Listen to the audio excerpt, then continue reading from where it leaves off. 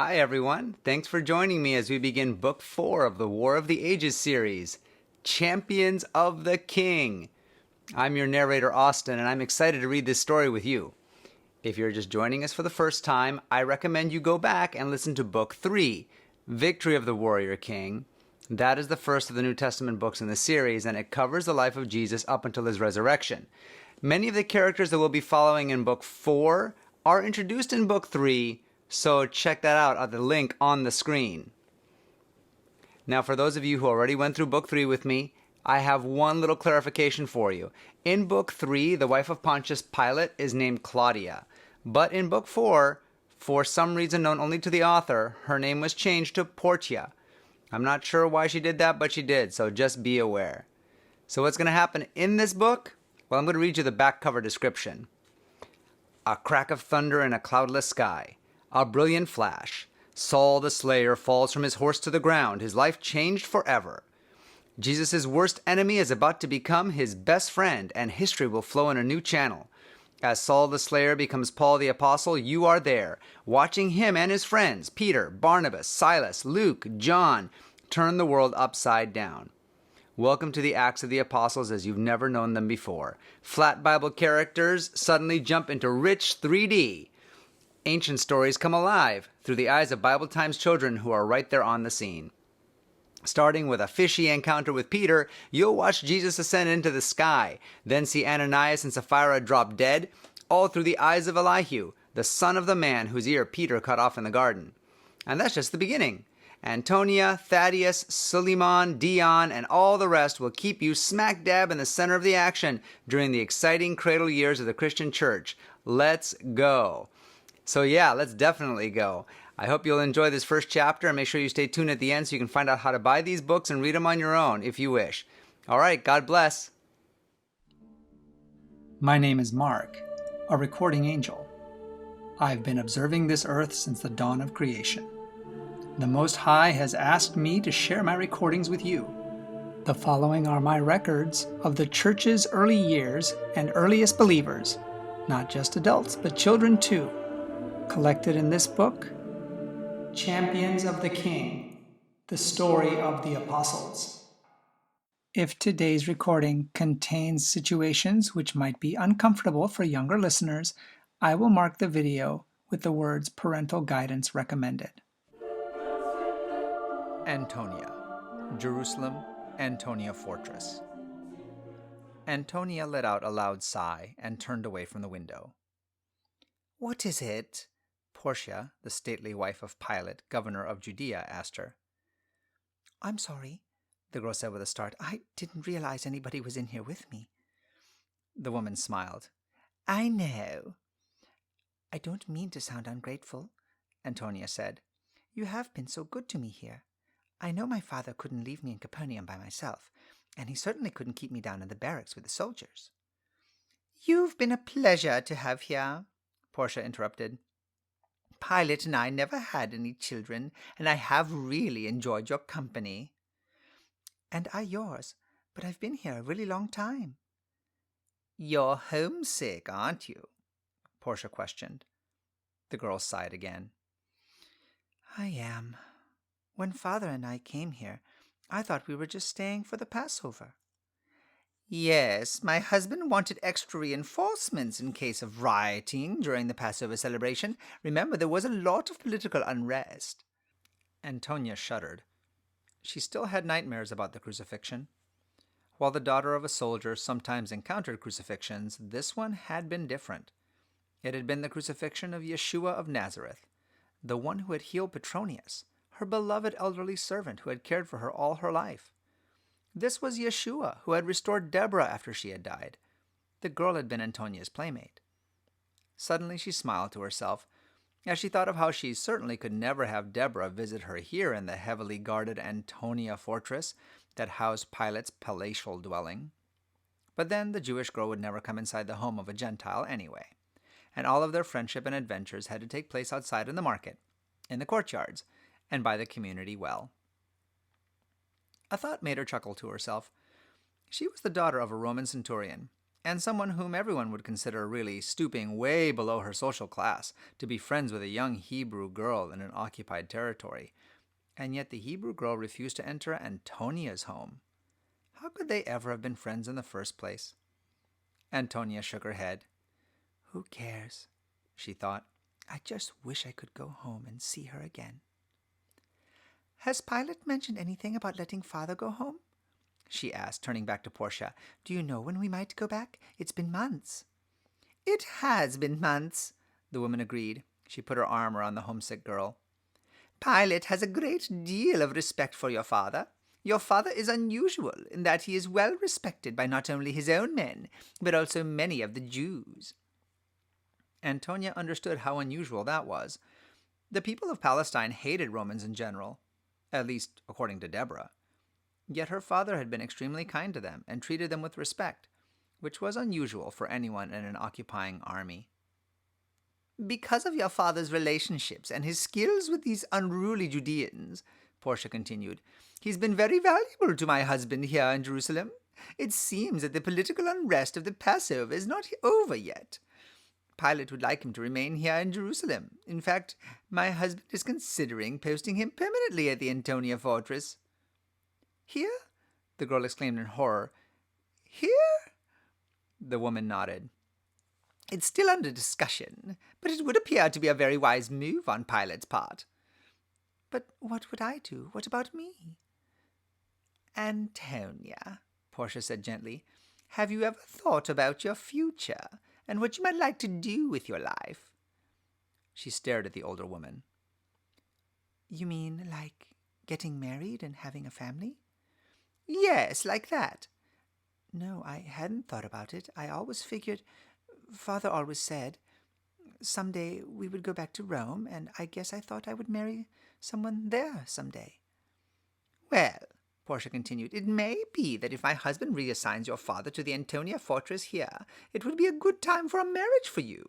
You obviously can't live in the barracks, and it would be best for your father to be there with his men. I believe Pilate is planning many additional responsibilities for him. It will be a great honor. But keeping a single daughter here would be most difficult. You are of a marriageable age, and while your father will not be able to take you back to Rome to find you a husband, there are some very attractive Romans here. Antonia shuddered. We've never really talked about this, she thought a moment. What if I don't want to get married? Portia smiled. None of us want to get married exactly when our parents start to arrange it. It's just something that's part of life. Your father has spoken to Pilate about it, and I will help them choose someone. We'll make sure we get someone who's kind to you and who is a good husband, someone who has a good position and can provide well for you. Thank you, Antonia managed to say before bursting into tears. Portia quietly slipped from the room. She remembered several years ago sobbing into her pillow at the idea of marrying Pilate, and yet it had not been so bad. Wasn't this how life went for everyone, with the only difference that some girls wound up with unkind men or husbands without any money? And she would make sure that Antonia would not have to worry about either.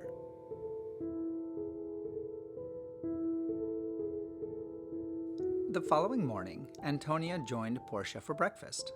And while the centurion's daughter smiled and tried to be pleasant, Portia noticed the red swollen eyes and the puffy face. After the meal, Portia said, Come with me. I know something that you might enjoy. It will certainly distract you for a little while. She led Antonia to a high point on the fortress wall, then motioned to a soldier, who placed a wooden box on the ground. Portia stepped up onto it and pulled Antonia up with her. Look, right down there, she said. Antonia caught her breath sharply. They were able to gaze down into the courtyard of the Jewish temple. You can see everything that goes on from up here, the woman explained. It probably infuriates the Jews, but it's very interesting. Look, the girl exclaimed. Those men in the corner there with all the people. Weren't they with Yeshua of Nazareth?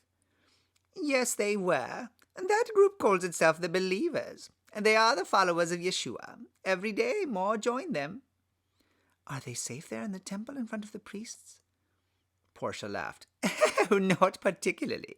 Their presence makes the priests furious, but right now the temple rulers are afraid to do anything because of the great popularity of the group's leaders. The number of Yeshua followers increases every day, and the high priest and Jewish Sanhedrin don't know what to do. They keep asking my husband to act, but of course he's hardly going to interfere when nobody's breaking any laws. Antonia suddenly pointed. Look, they're bringing a person in on a bed. Why? Word is, Portia explained, that the followers of Yeshua are able to perform miracles just as he did. They deny that claim and say that it is just the spirit of Yeshua, who is still here, who is doing the miracles. Whatever people want to believe, apparently they are being healed. Watch this. Sure enough, one of the leaders touched the person on the stretcher, and the individual jumped up and started leaping and praising God. Does it happen often? Antonia asked. Oh, yes, every day. I watch from here a lot. Sometimes the miracles apparently happen from just being touched by Peter's shadow as he walks by. Peter is the burly one there. See those people down there with their handkerchiefs holding them up to him? They believe that if he touches them and they take them home to their sick ones, they are healed too. And are they? The girl asked. According to all of our spies and agents, it's true. Of course, some people will never believe it unless they actually see it themselves, but I've witnessed enough from up here that I believe it's likely to be true. That is wonderful, Antonia exclaimed. So the power of Yeshua and his spirit is still here, even if his body is not. Yes, they say he was taken up to heaven in the clouds. Of course, that may just be a story, but who knows? No one has seen him since then. I believe it, Antonia declared. Everything else the believers have said about him is true. Yes, you would make a good believer. The girl smiled. Really? I would love to be one of his followers. Well, you can't, Portia announced. Look at where they meet. You know what happens to any Gentiles who go inside of there, apart from the soldiers sent in to take care of uprisings and such. Antonia sighed. Yes, Gentiles are not allowed inside the temple courts on pain of execution. Right. Yeshua's followers meet in there. They don't want people like us. We're not allowed to be believers. It's just for Jews.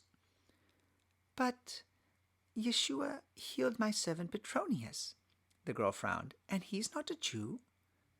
Portia shrugged.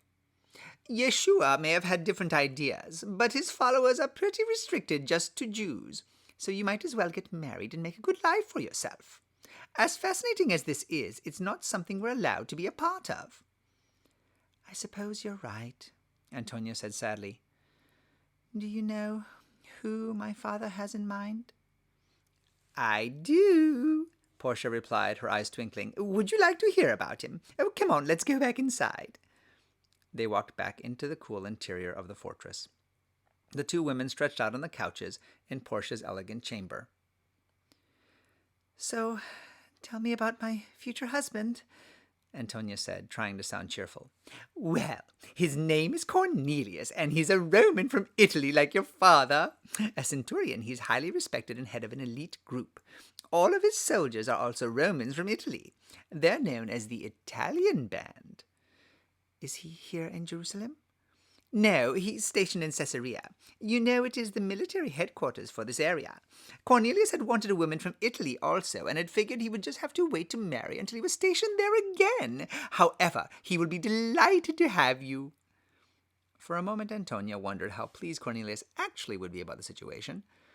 Perhaps he wasn't going to be any more excited about having an arranged marriage than she was. But she said nothing. Anyway, Portia continued, we've arranged for a wedding in 2 weeks. 2 weeks? Well, of course. As Romans, we do things at our convenience. We aren't bound by those rules the Jews here use, in which you have to wait a whole year from your betrothal before you can go live with your husband. 2 weeks isn't long, but we can put together an amazing celebration in that time. Yes, I'm sure you can, the girl said, her mind spinning. Only 2 weeks.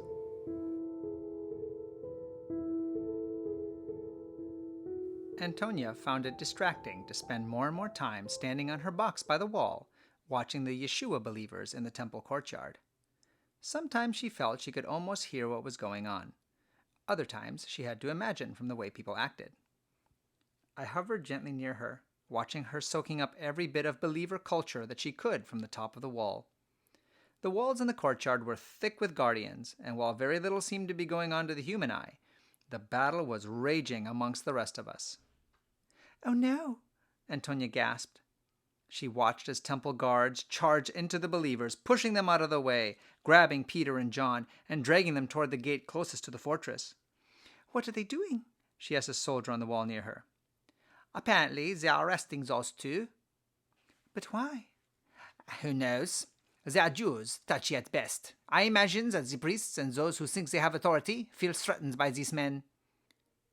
"It isn't that different from the problems Yeshua had with them," Antonia thought to herself. She hurried inside. Perhaps she could find Portia. Maybe she could even get a message to her father. Surely the Jewish authorities would not do anything to the men. At least not anything bad. "We can't do anything about it," Portia explained when the girl told her what had happened. "This is a time we need to mind our own business." "But what will they do to them?" "I don't know. The last time they just gave them a stern warning and let them go. But we really must not get involved unless there is a major crisis." "This is a major crisis," Antonia protested. Portia took the girl's hands. "No, it isn't. You are not a Jew, nor are you even a believer. They wouldn't even let you be in their group. So you must let them settle this themselves. If the Romans intervened every time there was a conflict among the Jews, they would hate us even more than they do now. Let's just wait and see what happens." "But we're already involved. They're in our prison." "You have to let this go." Slowly, Antonia walked back to her quarters. She had never been so unhappy. When the servant girl brought her breakfast, she snapped at her and sent her scurrying back to the kitchen with her food untouched. As she lay on her bed and stared at the wall, she whispered, "God of Yeshua of Nazareth, why did you heal Petronius? Why were you so kind to us if you don't want anyone but Jews for believers? Is that the way you feel, or is that just what they believe? And if you can do all these miracles, healing all of these people down there, couldn't you do something about my life? I don't want to be made into a Jew. I like being a Roman, but I don't want to marry Cornelius and live a pagan Roman life. I want to be a believer. Is there anything you can do about that? Assuming, of course, that you want Roman believers?" Then the tears began to flow, and she said nothing more to the God of Yeshua, and it seemed that he wasn't going to say anything to her either. Suddenly, a blinding light made her squeeze her eyes shut. "Come on, get up," Portia said after whipping open the curtains. "It's hours after you're usually awake. What's the problem today? Are you ill?" Antonia shook her head. "Well, I don't feel very well, but I don't think I'm sick." I see the problem. Yes, put this on. There's something I want to show you." I can't go out like this. I'm not bathed or dressed or anything yet." "Well, whose fault is that?" Portia handed her a garment. "Put this on and tie the belt. We're going out to the wall." I don't want to go out there any more," the girl wailed. "Yes, you do. Come and see." She dragged Antonia by the hand. "Have you heard when their trial is supposed to be?" "Oh, the Sanhedrin is meeting this morning to decide their fate." "Then why are you dragging me out here?" "There's something I want you to see. Here, get up on the box." Slowly, Antonia climbed up and looked down into the temple. Then she caught her breath sharply and clapped her hand over her mouth. "But how can they have their trial when they're here?" "Well," Portia said, "I don't think the Sanhedrin knows that they're here. The elders are all heading into the main chamber where they're planning to have the trial." They both started giggling. "Oh, that's funny. They're going to be so angry." That evening, as they were sharing dinner with Pilate in his private quarters, Portia and Antonia told them what they had seen. "It was so funny," Portia laughed. "All those old graybeards lining up, entering the apartments of Annas for the Sanhedrin meeting, and then sending for the prisoners when the men were actually sitting in the courtyard, preaching away as always." Pilate remained expressionless. "Well, what's the matter? Don't you think it's funny?" his wife asked. "No, it would be, if it were only the greybeards involved. But these believers and their God also made a fool of me and my guards and the fortress. How did they get out of our dungeon? All the guards were still there. The doors were still locked. The chains were still in place. Nothing had moved. How do you take a man's foot out of a manacle without breaking the lock on it? You couldn't do it without amputating his foot. And yet these men were clearly all in one piece out in the courtyard. My soldiers still don't understand how it happened." Portia and Antonia were quiet. Pilate was right. It wasn't funny, and guards who allowed prisoners to escape usually face execution. They finished eating in silence. "So, it's just about time for your wedding," Pilate said to Antonia afterward. "Are you getting excited?" Portia shot him a warning look. I guess so, the girl managed to reply. So many things have been happening that I haven't really been able to give it much thought. Pilate said. "Well, there'll be time to think about it later. Now, if you two will excuse me, I still have some things to do this evening." Later, Portia walked out to the wall where Antonia was standing on her box watching. "You've been out here a long time," she said. "Is there something interesting going on?" "I'm trying to figure out what they're doing. They seem to be appointing people for something. See those 7 men down there? The believers chose them for something. The main leaders laid their hands on the men's heads and then seemed to be praying for a long time. Do you have any idea what they're up to?" Portia looked down. "I'm afraid not. Those 7 there?" "Yes," Antonia replied, pointing. "They look a little younger than the preachers," Portia observed. "And ever since whatever the ceremony was, they've been passing food out to the widows and the children over on that side. I'm not sure what it was they were selected to do, but they haven't done any preaching." "It's hard to tell when we can't hear much from up here," Portia said. "Maybe the preachers appointed them to pass the food out so that they could spend their time speaking instead." Antonia thought a moment. "That could be because they get interrupted a lot, not only with trying to pass out food or donated money, but also people seem to come to them to complain about things. At least that's what I guess they're doing when they're waving their arms and such." "Well, if I were one of those preachers, I think I would appoint someone to handle the complaints and food distribution so that I could get on with what I really needed to do." "That makes sense," Antonia decided. "I'll keep watching and see if the believers are as smart as you are." Portia laughed. "Don't stand out here in the hot sun all day. You'll get heat stroke. Besides, you need to spend at least some time soaking in scented oils and getting ready for the wedding." The girl frowned. "Well, the wedding's not coming up for several days yet," she protested. Pilate's wife rolled her eyes. "That's the problem with being raised by your father and an elderly servant in this forsaken country. If you were in Rome, you would have been soaking in scented oils every day for months before your wedding." "Well, then it's a good thing I'm not in Rome. I don't think I could stand that. Bathing and being clean should be enough." "Well, please allow me to civilize you for at least a week before you marry Cornelius. I don't want him to think that I have fixed him up with a wild woman." "All right, I'm coming. I'll soak in whatever horrible concoction you have in there, as long as you promise to let me bathe and wash it off afterward." Portia threw up her hands. "And then what would be the point?" And the two went back into the palace, laughing. This broadcast has come from the book Champions of the King by Sally Pierson Dillon, with permission from the Review and Herald Publishing Association. This book and the rest of the series, War of the Ages, can be purchased by going to www.adventistbookcenter.com or by calling 1-800-765-6955. I'm your narrator, Austin Backus, and this audio project is a gift to you from my free Christian book ministry, RXF 1888. Please visit our website, www.rxf1888.com, to request free Christian books for both kids and adults.